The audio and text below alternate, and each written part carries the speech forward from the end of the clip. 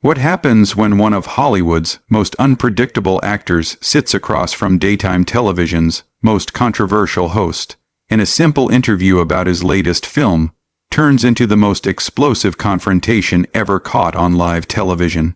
You're about to witness Nicolas Cage like you've never seen him before, and trust me, you won't believe what comes out of his mouth. Make sure to hit that subscribe button and drop a comment below, because this is going to be absolutely wild. The View studio buzzed with anticipation as Nicolas Cage settled into the guest chair, his signature intensity already palpable even in casual conversation with the other hosts. He was there to promote his latest thriller, but Joy Behar had other plans entirely. So, Nicolas Joy began with that familiar smirk. "I have to ask about your financial troubles from a few years back. I mean, buying all those castles and dinosaur skulls, that was pretty irresponsible, wasn't it?" The temperature in the studio seemed to drop several degrees. Cage's jaw tightened almost imperceptibly, but his voice remained measured. "Well, Joy, I think that's a rather reductive way to look at someone's life choices. I made investments.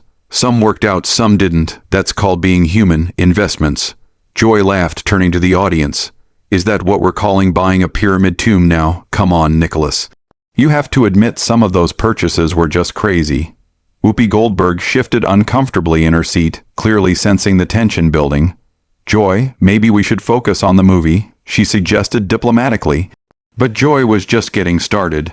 No, I think people want to know about this stuff. I mean, Nicholas, you've made some really questionable movies too. Like that one where you're fighting animatronics at a pizza place. What was that about?" Cage leaned forward slightly, his famous eyes beginning to show that familiar fire.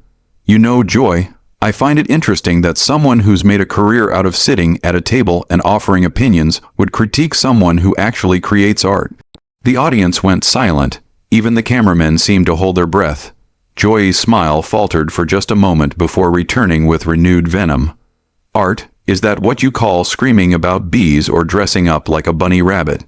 Come on, Nicholas. At some point, you have to own up to the fact that you've made some real stinkers." "I own up to everything I've done," Cage replied, his voice getting slightly louder. "Every role, every choice, every moment of my career has been deliberate. I don't hide behind a desk making cheap shots at people who are actually out there taking risks." Sarah Haynes tried to jump in. "Nicholas, tell us about your new film, the one where you play." "Oh, let me guess." Joy interrupted. "Another Nicolas Cage movie where Nicolas Cage plays Nicolas Cage. Do you ever actually act, or do you just show up and be weird?" That was it. Something shifted in Cage's posture, like a coiled spring suddenly released. His voice dropped to an ominous whisper that somehow carried more menace than any shout. "You want to know about acting, Joy? Let me tell you something about acting. Acting is about truth. It's about finding the raw, honest emotion in a moment and sharing that with the world even when it makes you vulnerable. It's about commitment to a craft that most people could never understand."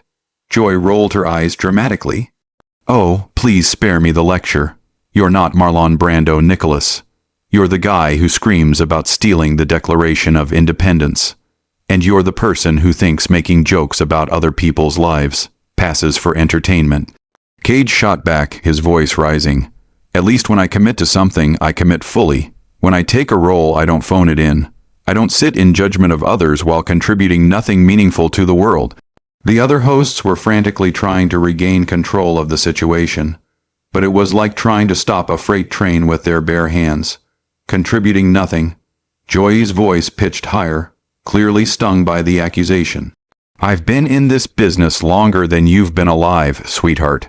I've interviewed presidents, covered wars, dealt with real news while you were probably still trying to figure out which relative got you into the movie business."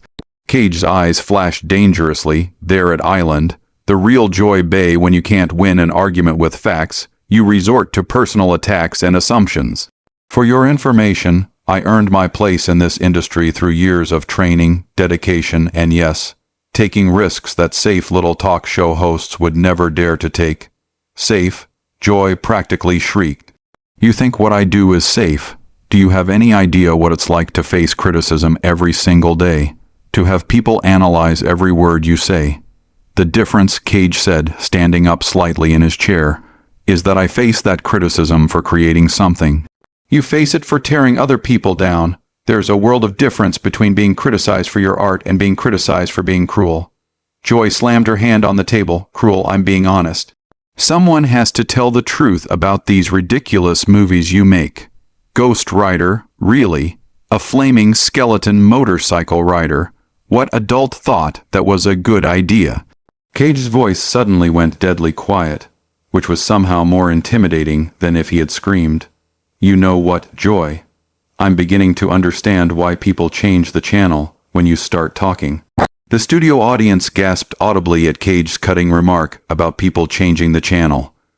Joy's face went through a rapid series of expressions: shock, anger, then something approaching genuine hurt, before settling back into defiant rage.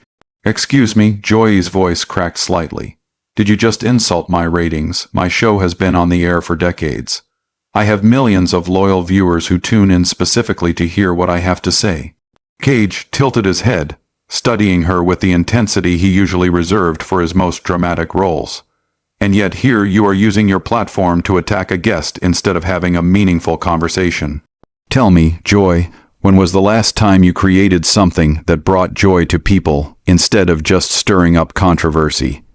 I create conversation, Joy shot back, but her voice lacked its earlier conviction. I create dialogue about important issues. Cage's eyebrows raised in genuine incredulity, like mocking someone's career choices, like ridiculing artistic expression. If that's your idea of important dialogue, then maybe the problem isn't my movies. Maybe the problem is your understanding of what actually matters. Sunhoney host attempted to mediate. Maybe we can all take a step back here and know. Joy interrupted, pointing at Cage. I'm not backing down from this. You come on my show, you act all high and mighty about your art. But the truth is, you've been making garbage for years, and everyone knows it. At least I have the guts to say what people are thinking. Cage stood up fully now, his imposing frame casting a shadow across the table. The cameras captured every micro-expression as his face transformed into something truly formidable. Garbage. His voice carried a dangerous edge that made everyone in the studio lean forward. Let me tell you something about garbage, Joy. Garbage is tearing people down for entertainment. Garbage is using your position of influence to spread negativity instead of celebrating human creativity. Garbage is mistaking cynicism for wisdom. Oh, don't you dare lecture me about wisdom. Joy spat, also rising from her chair. You're an actor, Nicholas. You pretend to be other people for money. I deal with real issues, real politics, real problems that affect real people's lives. Real problems. Cage's laugh was sharp and humorless. Your real problem seems to be that you can't stand when someone doesn't fit into your narrow little box of what's acceptable. You see something different, something unique, and your first instinct is to mock it, to tear it down, to make yourself feel superior by making others feel small. The tension was so thick you could cut it with a knife. Whoopi was frantically signaling to the producers, but the cameras kept rolling, capturing every explosive second. Joy's voice rose to match his intensity. You know what, maybe I should mock it. Maybe someone needs to call out the Emperor's New Clothes situation here. Your acting style is just yelling and making weird faces. And somehow you've convinced people that's deep and artistic. My acting style, Cage said, his voice dropping to that menacing whisper again, comes from years of studying under Sanford Meisner. From understanding the method, from dedicating my entire life to the craft. What's your expertise based on, Joy? What qualifies you to judge anyone's artistic expression? Life experience, Joy fired back. Common sense, the ability to call something ridiculous when it's ridiculous. Cage shook his head slowly, a look of genuine pity crossing his features. You know what's truly ridiculous, Joy? Sitting in judgment of people who are brave enough to put themselves out there, to be vulnerable, to risk failure in pursuit of something meaningful. You've built your entire career on being the person who points and laughs while others actually do the work. The work, Joy's voice was getting shrill now.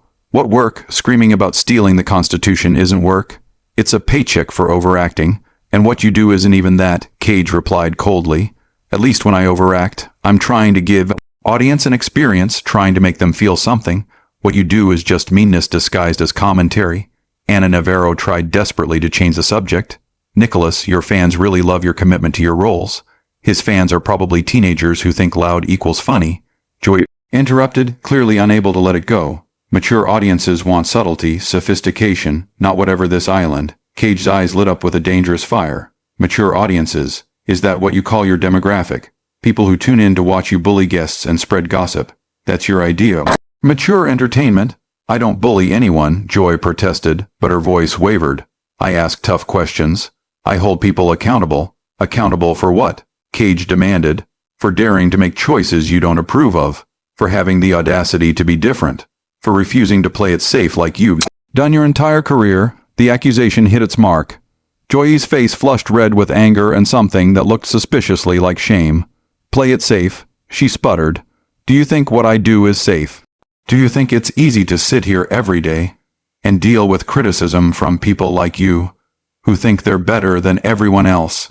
I don't think I'm better than everyone else, Cage replied with deadly calm, but I'm starting to think I'm better than someone who uses their platform to spread negativity and call it journalism. Joy's face went through a kaleidoscope of emotions at Cage's cutting assessment of her platform. For a moment, genuine hurt flickered across her features before being quickly replaced by pure, undiluted fury. How dare you? She hissed, her voice trembling with rage. How dare you come into my house and act like you're some kind of artistic genius when everyone knows you're just a has-been riding on your uncle's coattails? The mention of Francis Ford Coppola was clearly the final straw. Cage's entire demeanor shifted into something primal and terrifying. His voice, when it came, was barely controlled thunder. My uncle's coattails. Each word was precisely enunciated, dripping with venom. You want to go there, Joy. You really want to make this about family connections. Let's talk about how you got your big break, shall we? Let's discuss the real story of how Joy Behar became Joy Behar. Joy's confidence wavered for the first time. That's completely different, and you know it. Is it? Cage took a step closer to the table, his presence dominating the entire studio, because from where I'm sitting, it looks like someone who's never created anything meaningful is attacking someone who has dedicated his entire life to his craft. And now you want to make it personal. The other hosts had given up any pretense of controlling the situation. Whoopi was staring in fascination. Sarah had her hand over her mouth, and the audience was dead silent, witnessing television history unfold. Personal, Joy's voice cracked with hysteria. You made it personal when you insulted my intelligence, my career, my viewers. You think you can come on here and act like some tortured artist when everyone knows you're just a joke. Cage's laugh was sharp and bitter.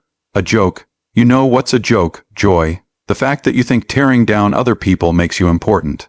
The fact that you believe cynicism is the same thing as wisdom. The fact that you've spent so many years being negative that you've forgotten what it's like to actually contribute something positive to the world. Positive, Joy shrieked. What's positive about making terrible movies that waste people's time and money? What's positive about convincing yourself that screaming and overacting is some kind of art form?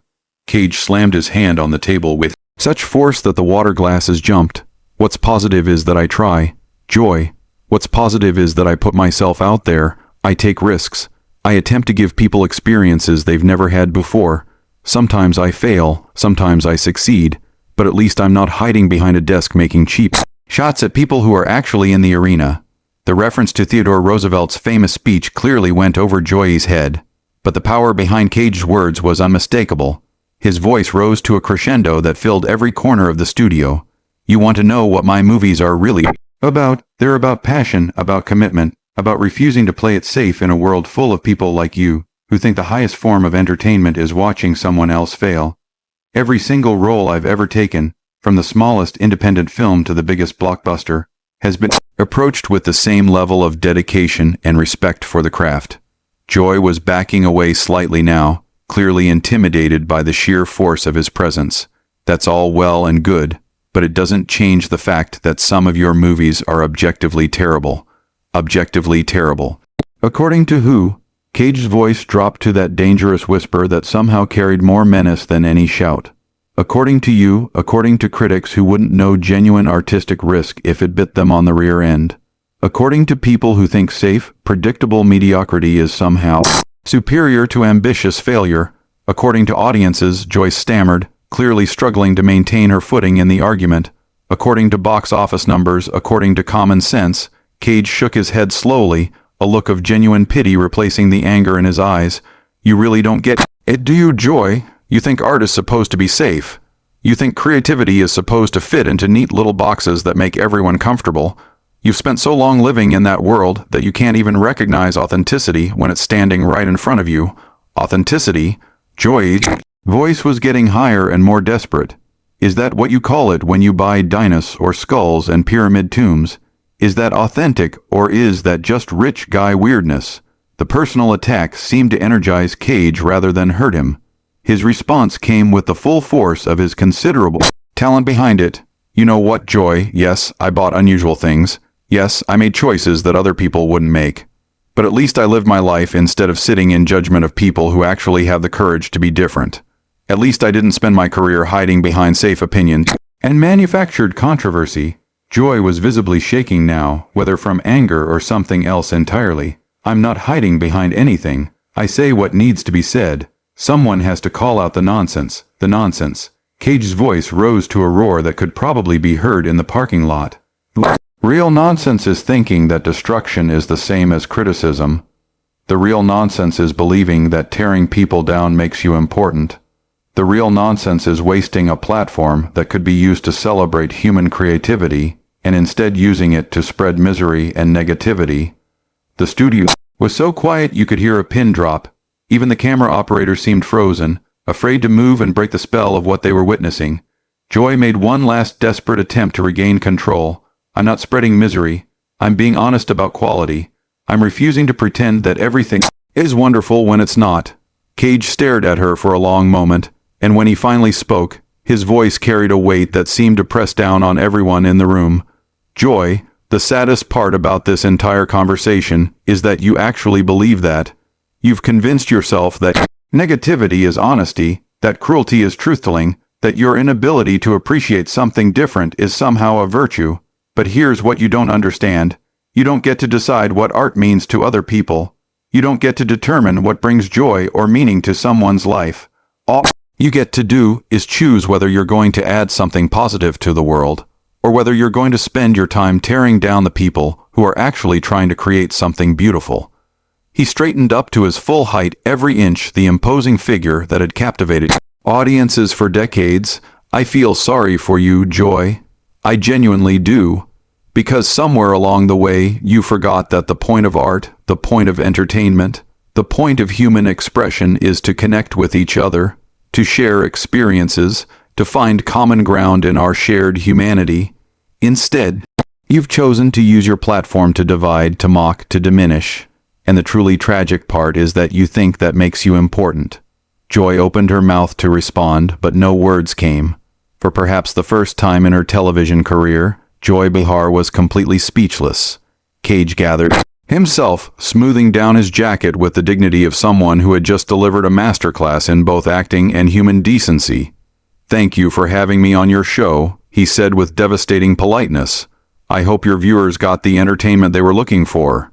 And with that, he walked off the set, leaving Joy Behar standing alone at the table, still unable to form a coherent response.